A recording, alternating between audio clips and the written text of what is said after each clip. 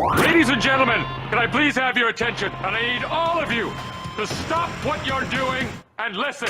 Now, live from Chicago, the Hal Sparks radio program mega worldwide. I have come here to chew bubblegum and kick ass. Hal Sparks, actor, comedian, and multimedia personality. And I'm all out of bubblegum. Hal Sparks. All right, let's do this.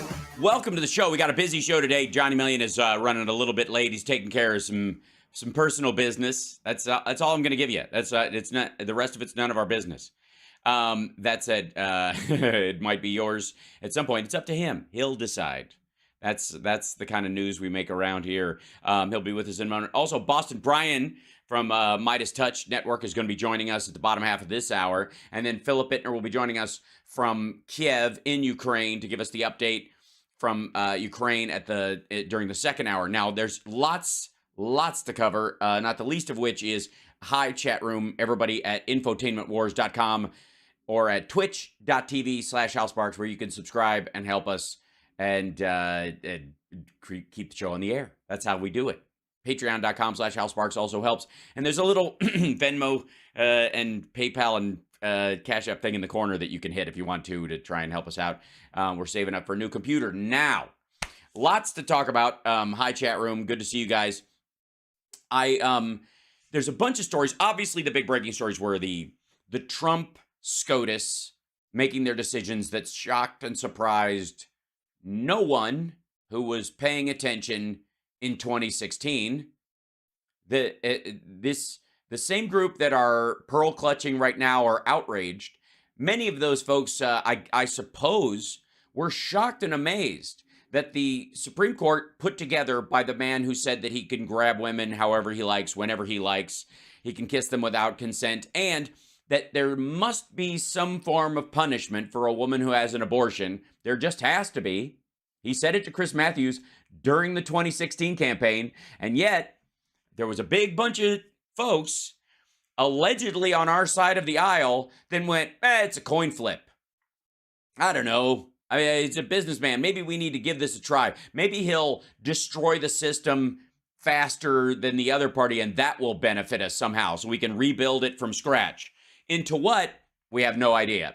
But we have general kind of wistful views of some sort of long dead political system that we can revive. It'll work. Don't worry about it. That's not the important part. The important part is making sure a woman doesn't become president. And to do that, that may even mean electing a guy who's a serial sexual assaulter by his own admission and who believes that women who have an abortion, even to save their own lives, I suppose, what would be the charges in that case? Because there's obviously, we have a range of murders for living human beings who are beyond their cluster of cells age, beyond the age of cluster of cells. And in that window, we have a lot from like murder in the first to depraved indifference, wanton endangerment of human life. There's a whole big zone there, I guess. What would Trump's punishment for a woman who has a therapeutic abortion of an unviable fetus that is attached to her uterine wall that will kill her during the birthing process?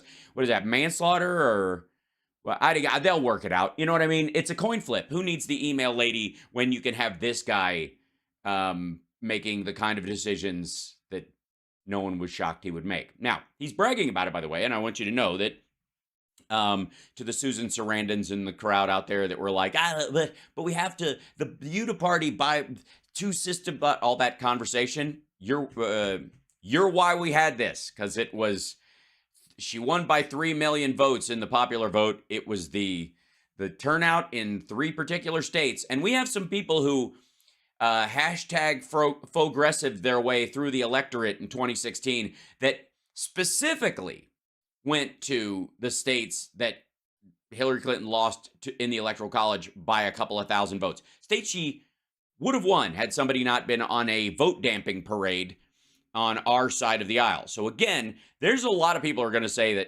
that, and I've seen it a bunch this morning and over the last couple of days, where people are online saying that Biden needs to sign a thing magically that makes this go away, or the Congress needs to fix this.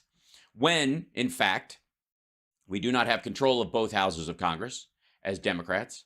It is a hair's breadth margin in both houses, and apparently you guys are not that convinced about in some ways, according to, I mean, we'll talk about extreme polling in a minute, but you're not even sure about the administrative state at this point.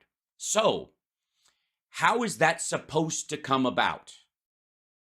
How is that steamroll because our ideas are more popular than that? How is that supposed to occur when we don't have the House? We have a hair's breadth wedge in the Senate, and everybody's like, I don't know, I'm enjoying this, the improvements in the economy and the removal of lead pipes and an actual infrastructure bill and a president that actually cares. But if somebody calls me and asks me, I don't know, where am I? I'll let you know later, maybe. Oh, thank you, Wes. Appreciate the super chat. Another great way to support the show. Bless you. Thank you. Sultan.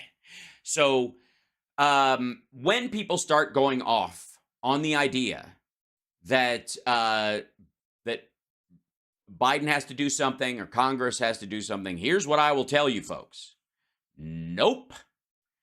We, Democrats, people who allegedly, at least on our side of the aisle, believe in the things they believe in, have got to commit to a long game, or this will continue to happen. We will set up a system again and again where Democrats roll in after the Republicans have wrecked the economy and fix it. They will make up for lacks of funding in education and inequality and all sorts of other areas. And we will spend decades building this up, slowly but surely, winning hearts and minds, passing bills that quite frankly, Republicans campaign on, even though they voted against it. And then, at some point along the way, we'll go, well, I don't know. I don't know if I like that lady, and what's the difference? And the two parties are the same, and therefore we elect, and let someone like Donald Trump get elected, and in a matter of a couple of years, he can just pull the rug. Because that's what progress looks like. If you're not picking up what I'm putting down, I'm telling you that is an idiotic, foolish, and I would argue elitist, privileged, and latte lifestyle attitude to have towards long-form political change. Just saying. And feel free to at me in the chat room. I'm sure we'll have some trolls in here who are pretending to be progressive, while quite frankly arguing for Donald Trump, a la Rusty Trombone and his crowd on Rumble. That said,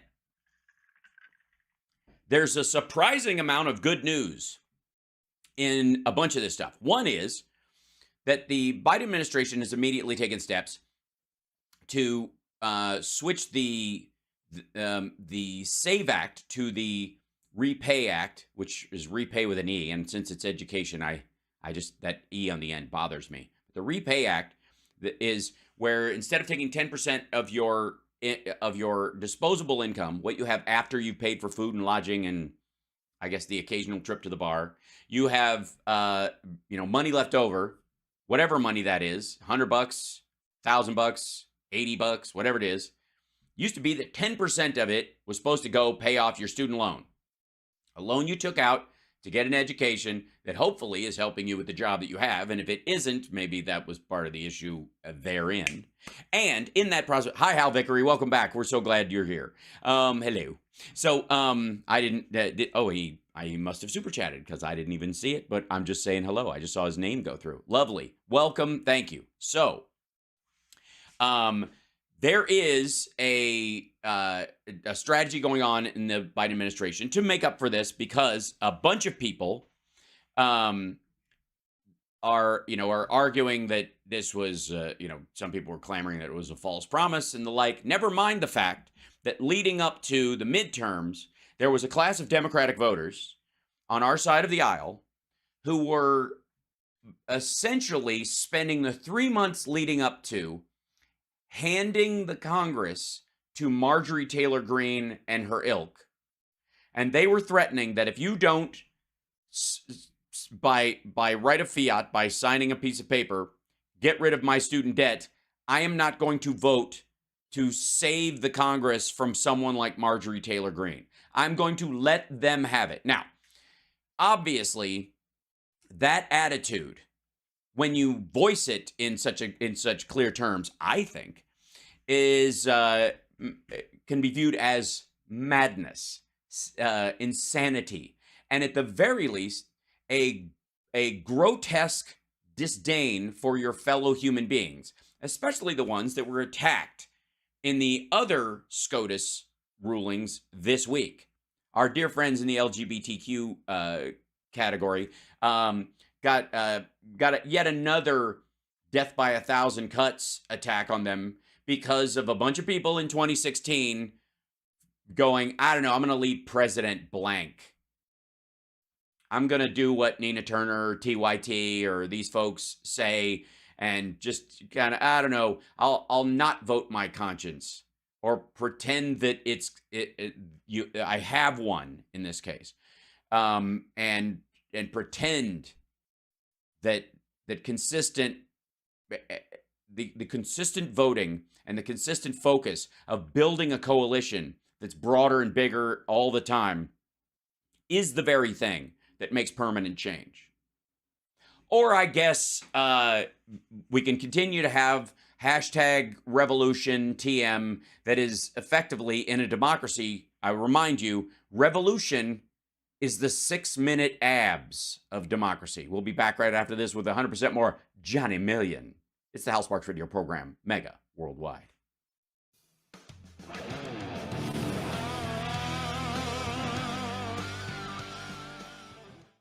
Welcome back to the Hal Sparks Radio program, mega worldwide.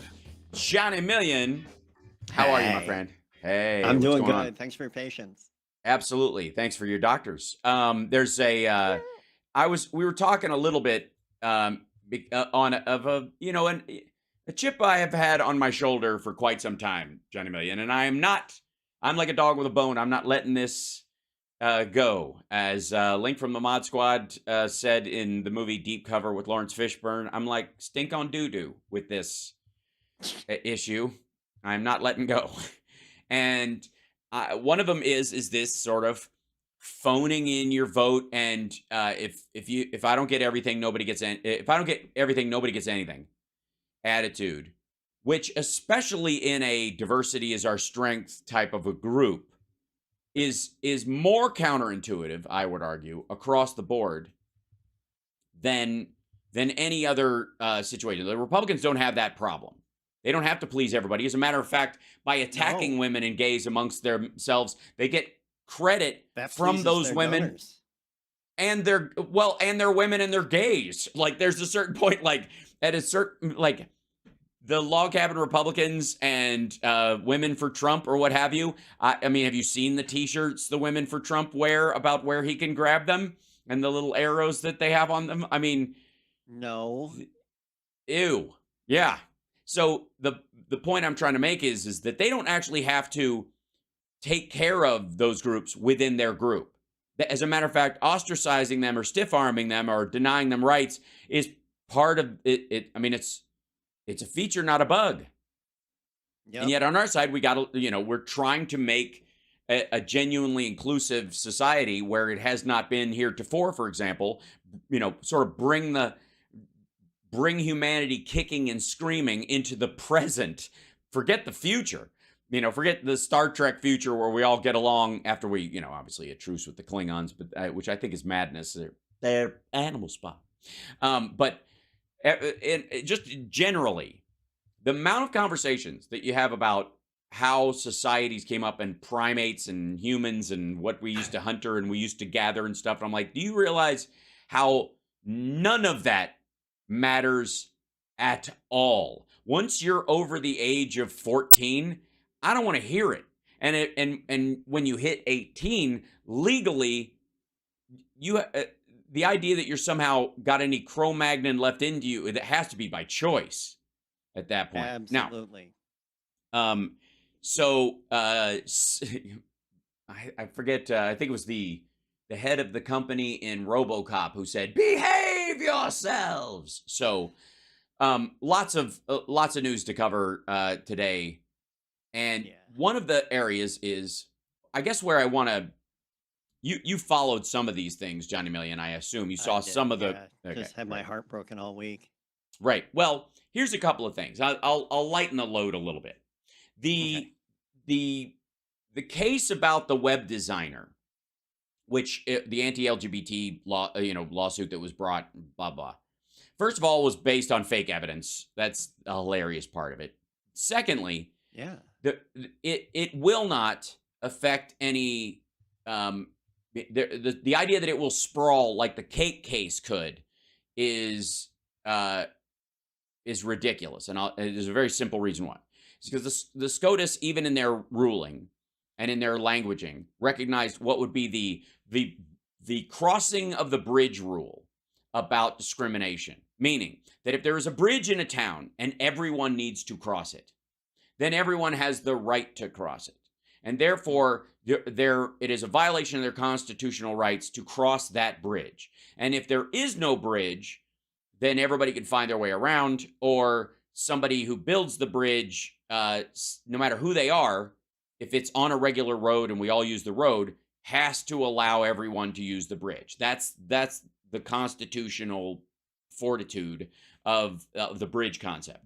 Secondarily, if there is a bridge that not everyone uses, say a pedestrian bridge, and somebody who drives a car says, I should have the right to cross that bridge because I have the right to free association and free movement in the country, and therefore, since I'm in a car, I should be able to cross that bridge, even though it's a pedestrian bridge. And the SCOTUS and everybody else will find that no, this is a limited crossing. This is only for certain people, and that's because it is for the protection of those people specifically. And you can cross it if you're in a wheeled vehicle, as long as it is a personal wheeled vehicle, therefore a scooter or a wheelchair, but it is a pedestrian bridge for other. You can't just drive a car through a bunch of people who are hiking. And that's how a lot of these rulings come down. That is the root decision making. If everybody has to cross the bridge, everybody has the right to cross the bridge. If not everybody has to cross the bridge, or it's a specific use bridge, then only certain people can use it, and other people can be excluded legally from doing that. In the case of the cake shop, you can argue it's a limited use bridge because the cake shop might be one of only a couple in town, and it uses material goods. It buys up the flour in town. There's only a limited amount of flour. It buys up the eggs in town. There's only a limited amount of eggs. And so you can argue that they have to, because their lights are kept on in their shop and people get to their shop via traffic, that they have to go through stoplights, and your tax dollars, yours and mine, pay for those stoplights, as do every gay person in that town. So therefore, that business is helped by the fact that they reach it. Okay, and that creates the partial bridge or full bridge analogy for why a cake shop, if they don't operate out of their home on private property, but if they have a business front, arguably have to serve everybody in the community because the community serves them in their existence. They allow them to exist because all their people would crash their cars on the way of getting there, or have to take a helicopter to the building because the rest of us shouldn't have to pay for our rights to be denied. All right. So then that brings us to this weird lady and her website business. Single designers are a non-bridge. This woman operating out of her house, no one has to go around her, and she takes up no physical space other than her existence in her job. So the expansion of it, perhaps if she bought a block and they go, this is Web Central, and if you want a website in town, you have to go through her, or she's one of two, and yada yada, and it was that you could make that argument, then eventually she could reach a level.